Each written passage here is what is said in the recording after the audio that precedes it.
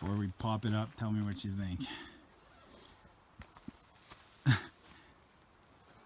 rock isn't going to be problematic. That's Tika's side, not Tika's side.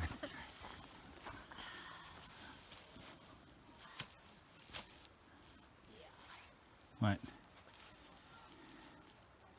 Try the other side. How's the other side? I'll take this side. All right.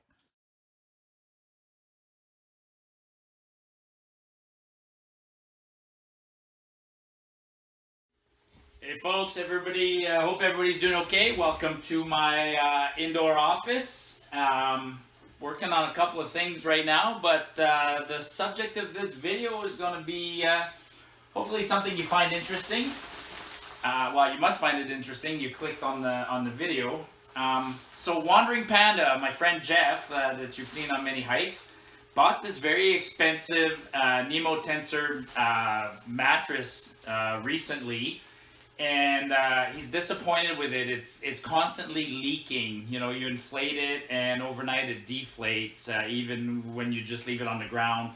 He did some troubleshooting, got nowhere with it. I did some troubleshooting, got nowhere with it. So he filed a claim with Nemo, and they said that they'll gladly send him a new one. He doesn't need to return this one. He just needs to cut the valve off where the serial number is and take a picture proving that it's been destroyed and, you know, can't be the subject of a second claim. But he thought it'd be interesting to turn this opportunity into a video and to show the internal workings of one of these things. And I thought, sure, why not? You know, you've heard me talk about this subject a bit before. I'm a chemical engineer, studied thermodynamics, and I'm critical of people who make videos and don't really understand some of these concepts and talk about ways to be, you know, staying warm. So I guess I'll put my money where my mouth is, and I'll give you my thoughts on heat transfer, thermodynamics, the properties, and what could and could not make a mattress a better insulating surface. And of course, I'm going to add a little bit of science to it. So in order to do so, brought the Thermarest camera or infrared camera from work. And let me just turn it on here.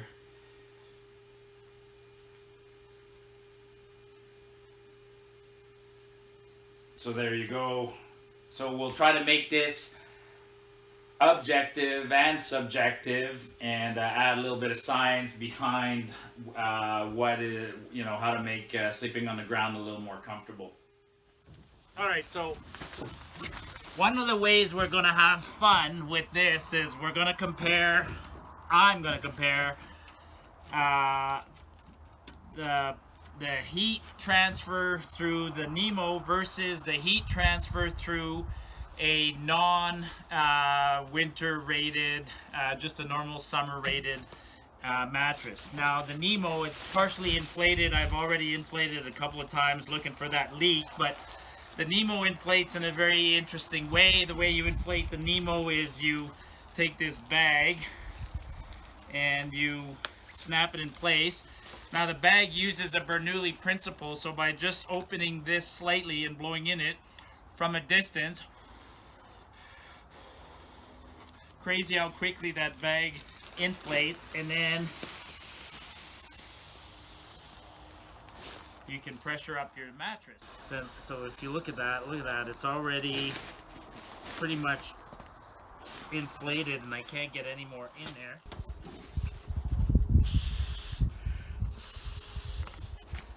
Okay, so that's inflated. And then I'll do mine. And I'm gonna cheat. You got a little pump.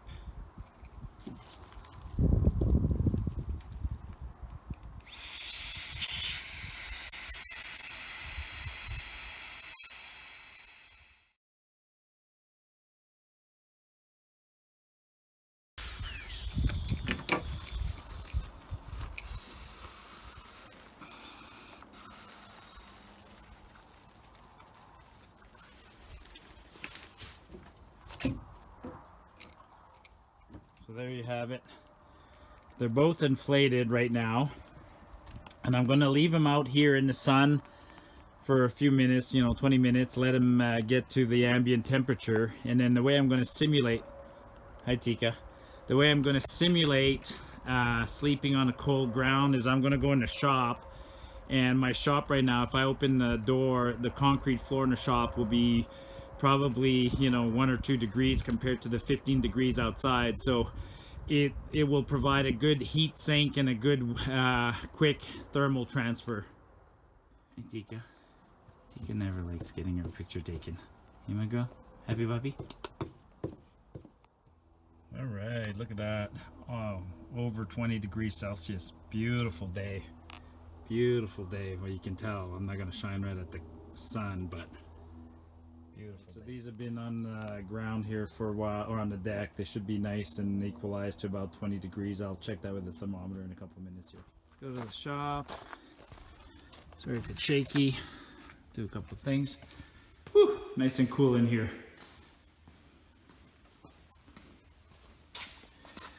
I believe it's in this one. So what this is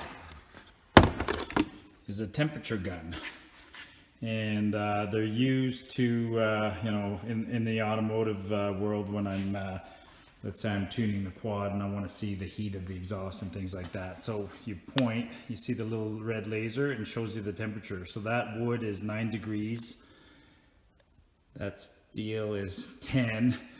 Everything in here should be more or less equalized. 11, 7, 8. Now there's a bit of difference depending on the reflectivity of the surface, but generally speaking everything in here is 9, 10 degrees. Now if I look at the floor is about 7.5 degrees.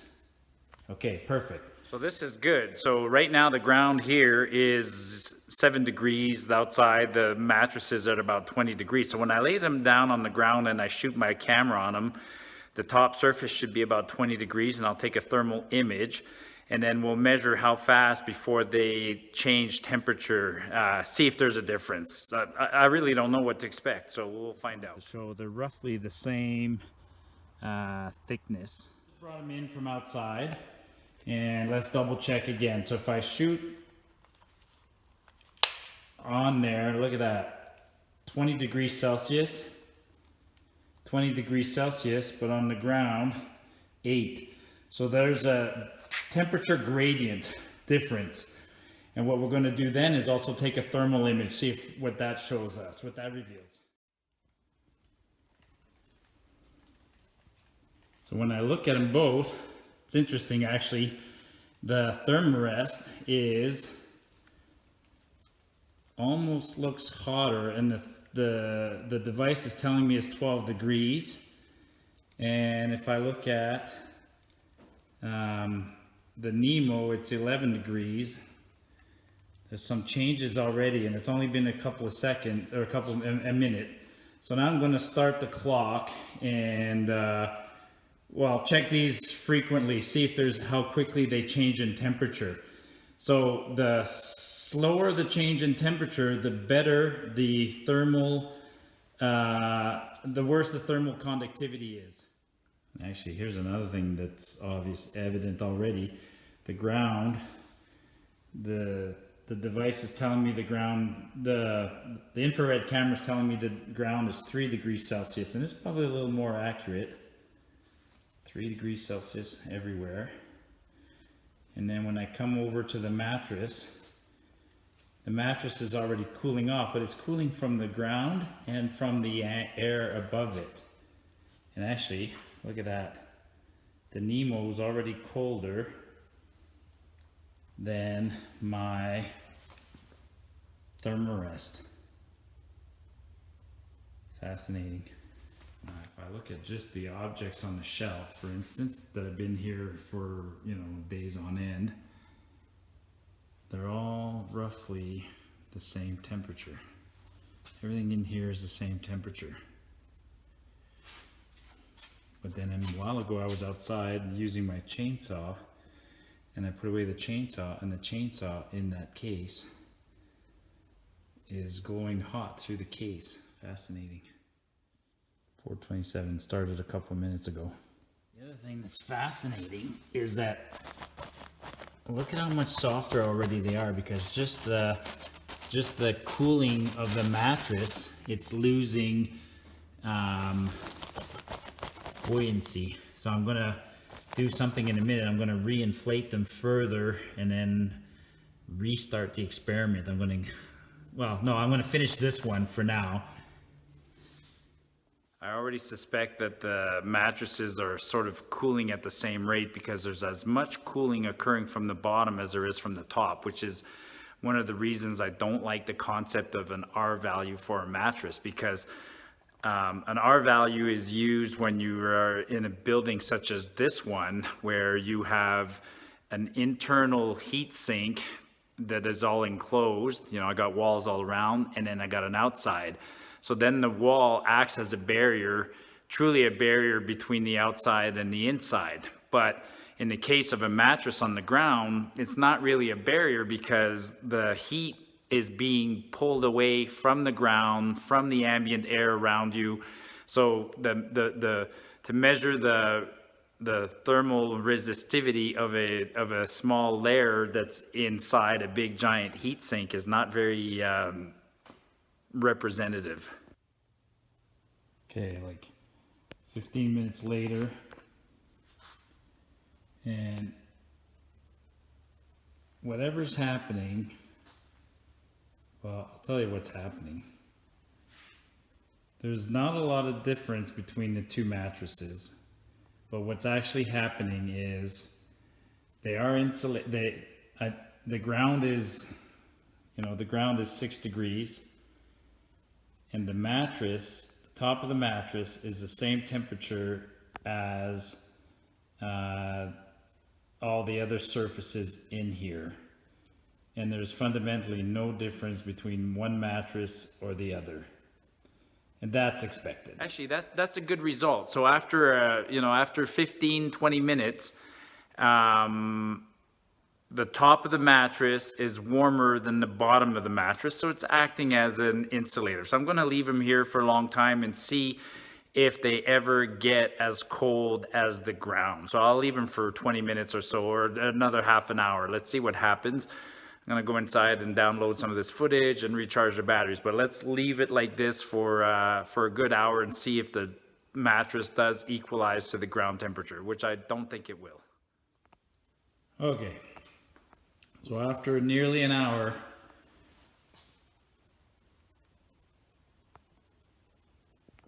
there's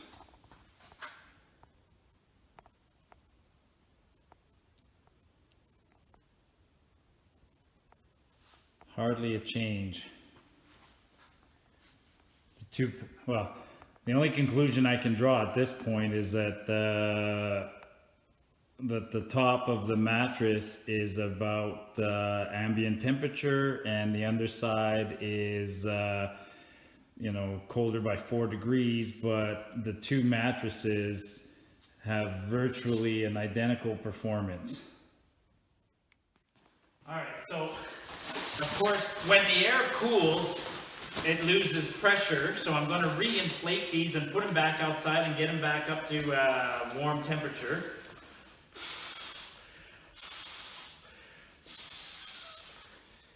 Now hopefully when they warm up, they should be very, very hard. And then we're going to repeat the experiment with a blanket over the bags, over the mattresses. Okay, so I went inside and got this old style, old school sleeping bag. It's pretty thick, and I'm going to open it up as a blanket, and I'm going to put it on top of both mattresses at the same time. Simulate by doing that is I'm going to simulate a body or a sleeping bag on top of the mattress. So now we're going to have the ground, which is cold, the mattress, and a form of another barrier on top. And then I'm going to let the temperatures equalize and then pull away the sleeping bag to see if there's a temperature difference. which is, so this test a little more realistic to what your sleeping conditions are like. All right. So everything was outside and had time to get back up to temperature. And now I'm going to cover these with, to simulate a blanket. Let's put a blanket over these. There we go. Okay. So that should trap the heat. So the top of the mattress is now 20 degrees Celsius or so. Let's cover it up. Interesting. So if I look right now, there's different heat. The edge of the sleeping bag where it was folded, slightly different. But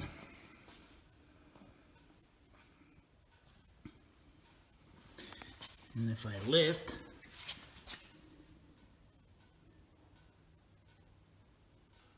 okay, so let's leave it covered.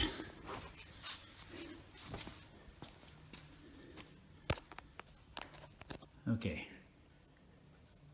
5:58.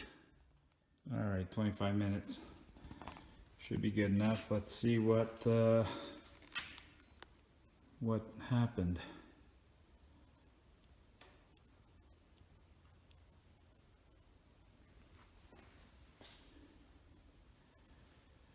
So now, interesting. The top of the sleeping bag is 11 degrees everywhere, which is kind of the ambient temperature, as expected.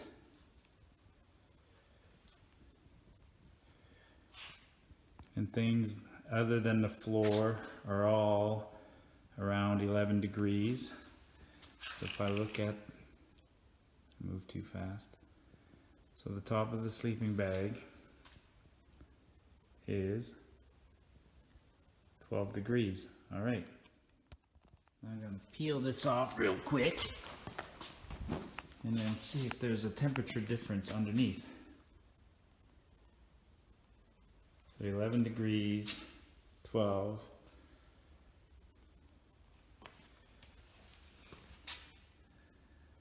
Well, 11.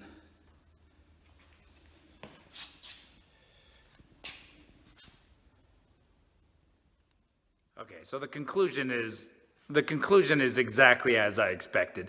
It's a ridiculous claim to assign an R value to a mattress, especially, you know, something like to say that one mattress is a 5.5 and another one is a 6. I mean, that is probably testing under the most ridiculously ideal conditions. So, and that's not surprising because underneath the mattress is a heat sink like the ground, a frozen ground, which has especially when it's frozen, which has a huge capacity to hold cold. And so you're putting and then you're the warm body. So the ground is 0 degrees. You're the warm body at 36 degrees. And you're putting a little mattress between you and expecting that it's going to stop the flow of energy. Well, it does, but the difference between when it's an R5.5 and when it's an R4 is negligible.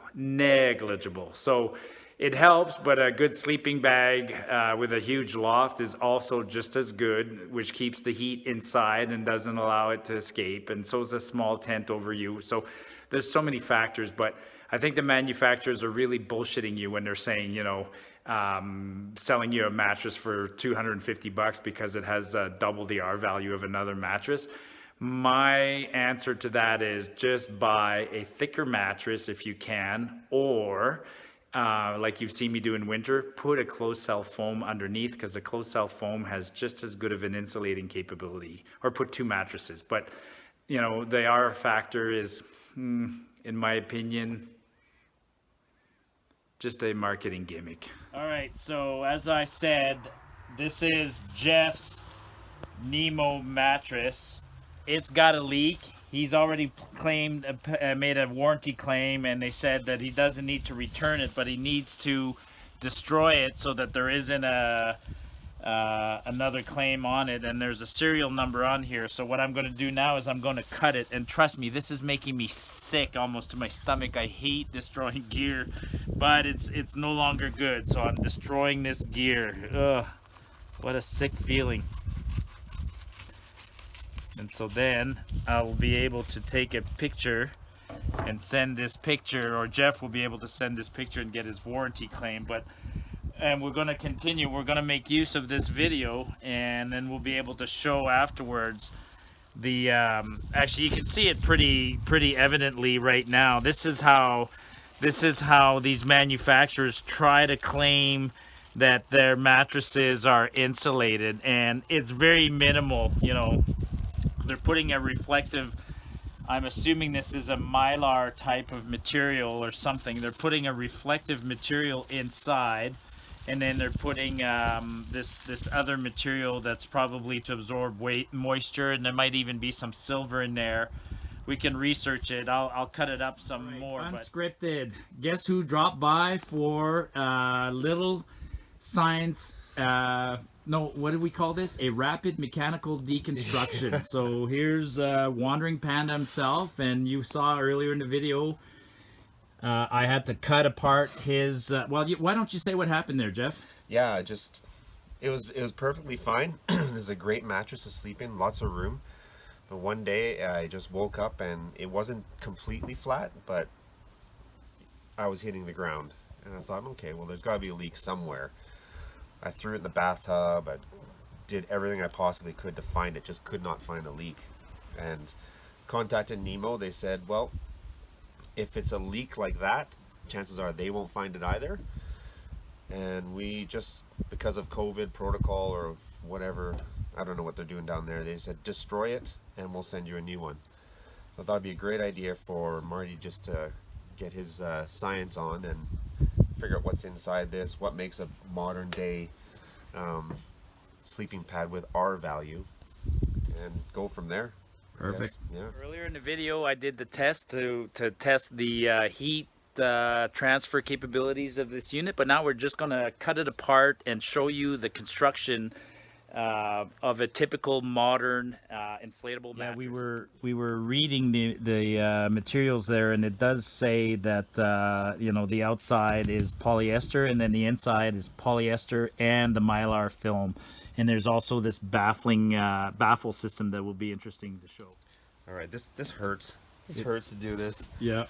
Oh, and the retail value of one of these things in Canada is $250. So. Wow. Yeah, it's not cheap.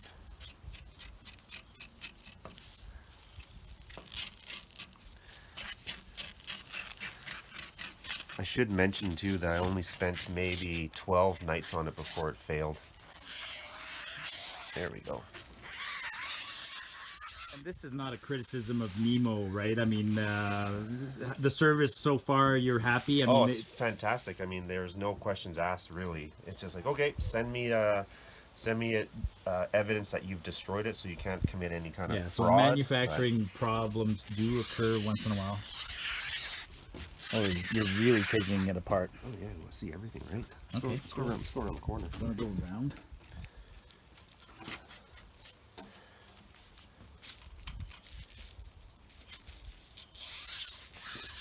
Just open it like a book. If it opens like a book. Yeah, the baffles maybe will keep it from doing that. But... Also, wow. So the baffles. How many baffles? Oh, that's interesting. Each one. Yeah. Yeah.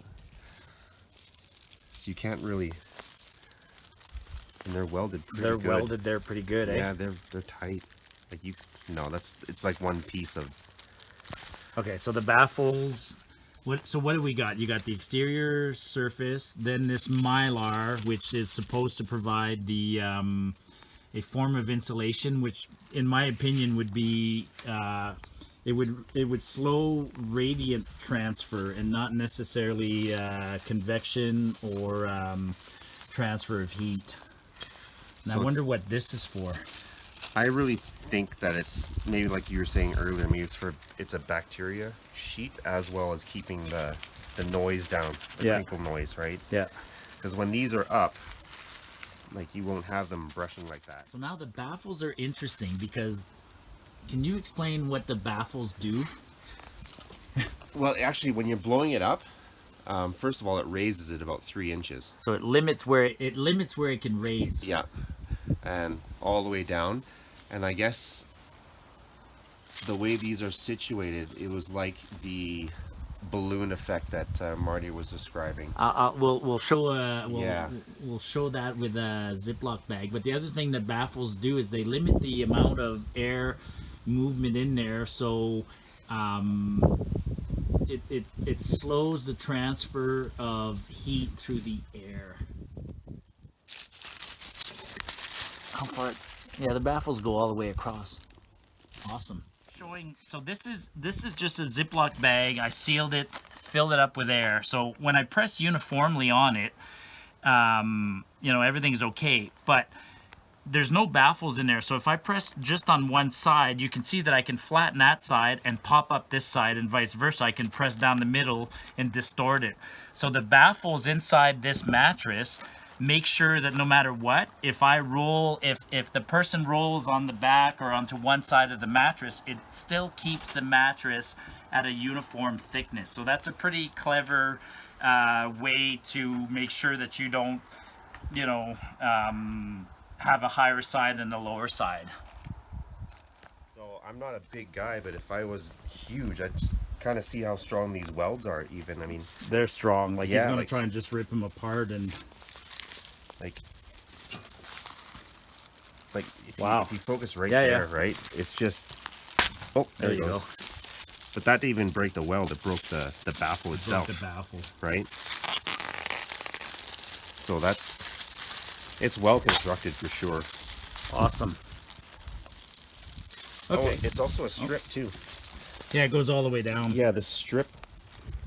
Okay, so it's like a strip that's long and has little, they're like ribs. That's basically what it is. So the problem is definitely, I think the problem is either there's a weld somewhere that was leaking, or this material is not entirely airtight. But I suspect more that the problem with Geoff's mattress was the valve. So it's a two-part, actually it's a three-part valve if you think about it, right? Yep. So this one you have basically just adjustment. If you're lying on it and it's too firm, you just push that down and it lets out a bit of air. I don't generally use that, so I don't think that was the problem. But here we have an O-ring, which could be the issue, right? Either the O-ring's not seated properly, or was the material too hard, or had a little nick in there that we just couldn't see to the naked eye. Because the leak was not fast, right? It was very like, slow. in the morning he'd wake up and the mattress was soft. It was soft and it wasn't completely deflated, but you could notice that if you even moved slightly, maybe your butt would hit the ground a bit when it didn't the night before. And then it just progressively worse. Over a couple of days, it probably would get to a point where you're just feeling the ground the whole time. But I think it may have been the valve, I'm not sure. And that O-ring, I don't know if you can get that. Where'd it go here? The O-ring sits up top. Well, that's I should put that right in. Well, that's the problem. There's a valve inside a valve inside a valve. Yeah. So the potential for a leak is there. So there you go. Hope you guys found this interesting. I mean, it's not every day you get to destroy a mattress. And, you know, as an engineer, I can appreciate the engineering that went into this device. I can also appreciate that it's possible for something to be manufactured and have a small defect. Nemo did a great job of replacing this, no questions asked. But as I said earlier in the video, and I do repeat this, I think the claim that R value of, let's say, you know, this has a R value of 4, and to say that the R value of 4 is significantly better than something with an R value of 3 or even less than one of 5 is not a material consideration, especially when you're talking about sleeping in winter on a frozen ground. So my honest opinion is that our value is oversold as a feature. I say if you can afford one of these, sure, get it, but otherwise, you know, a thicker mattress is better than a thin one, and complement your mattress by putting a closed cell foam, and you will get a better heat resistance than you would from just a mattress. That's my opinion. Anyways, hope you like this video, folks. Give me some feedback. Let me know what you think. Give me a like and subscribe, and by all means, go check out Geoff's channel, Wandering Panda, and look forward to one of our hikes coming up here. We're going to go do Wilmore is what we're planning on. Cheers, folks. Get off the beaten path.